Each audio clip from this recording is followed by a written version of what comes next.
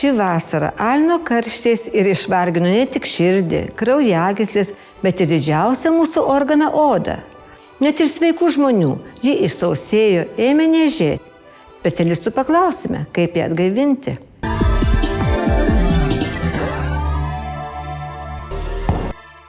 Saulė ir maudynės vandenyje iš odos ištraukia drėgmę.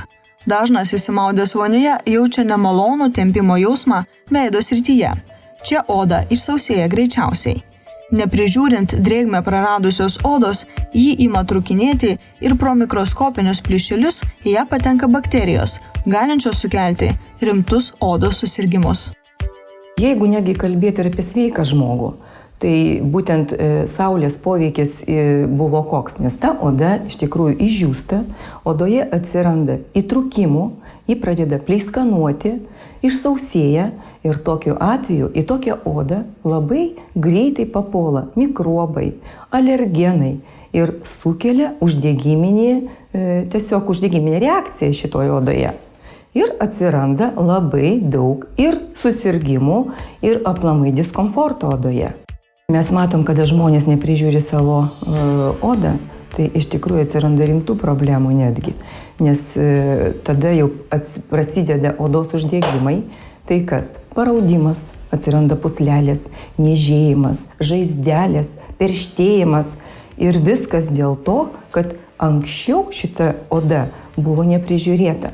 Nes, pavyzdžiui, dabar ruduo, labai daug grybautojų, labai daug žmonių, kurie dirbo, pavyzdžiui, ten su dirbo žemę, sodininkai.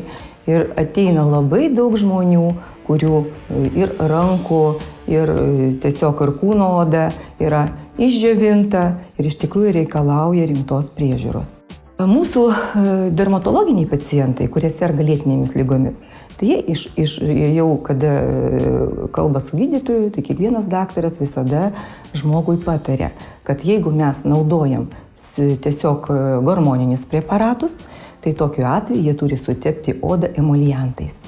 Emoliantai tai yra odos drėkikliai, kurie padeda irgi pasveikti mūsų odai, atstatyti odos drėgmę ir elastingumą odos. Ir aišku, sumažinti odos, būtent tų vaistų neigiamą poveikį. Taip pat reikia prižiūrėti odą ir sveikiems žmonėms, tam, kad neatsirastų odos susirgimų ir odos problemų. Emoliantai tai yra kremukai arba losjonai, kurie suteikia odai elastingumą, sudrėkina odą, duoda jai tamprumo, antimikrobiškai veikia. Dabar mažina mūsų paviršinio odos ląstelių dauginimosi procesus ir iš gilesnių odos sluoksnių pritraukia drėgmės dar daugiau. Aš galėčiau parekomenduoti puikius Šveicarijos kompanijos preparatus Špirik, losjonus ir kremus, tai yra Eksipialiai. Yra Eksipialio kremas, yra riebus Eksipialio kremas, yra Eksipialio losjonas ir yra hidrolosjonas. Ir būtent šitos produktus galima naudoti kūdikiam, vaikam, suaugusiems ir pagyvenusiems žmonėms. Šiaip visiems, visokio amžiaus žmonėms. Tai būtent kremas ir tas riebus kremas, jis turi savyje lipidų. Lipidai ką daro? Jie būtent sudrėkina odą, duoda jai elastingumą ir apsaugo odą nuo neigiamo atmosferos poveikio. Į losjoną Eksipialio ir hidrolosjoną Eksipialio įeina lipidai ir šlapalas. Tai lipidai vėlgi duoda elastingumą, pritraukia drėgmę, nuima niežėjimą.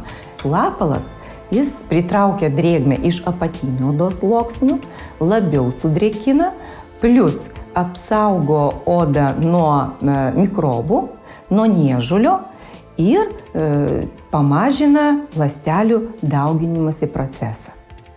Ir rekomenduojamas būtent kremas ir tai yra mažesniem odos plotams, o losjonas jau kada pažeista yra arba tiesiog išdžiūvusi kūno oda. Šveicarijos farmacinės kompanijos Špirik Eksipial kremą ir hidrolosjoną mes rekomenduojam naudoti žmonėm su normalia oda, bet kurių oda yra išsausėjusi. O Exipial riebų kremą ir lipolosjoną mes rekomenduojam naudoti žmonėm, kurie turi sergančią odą ir plus, kurių oda yra labai išdžiovinta.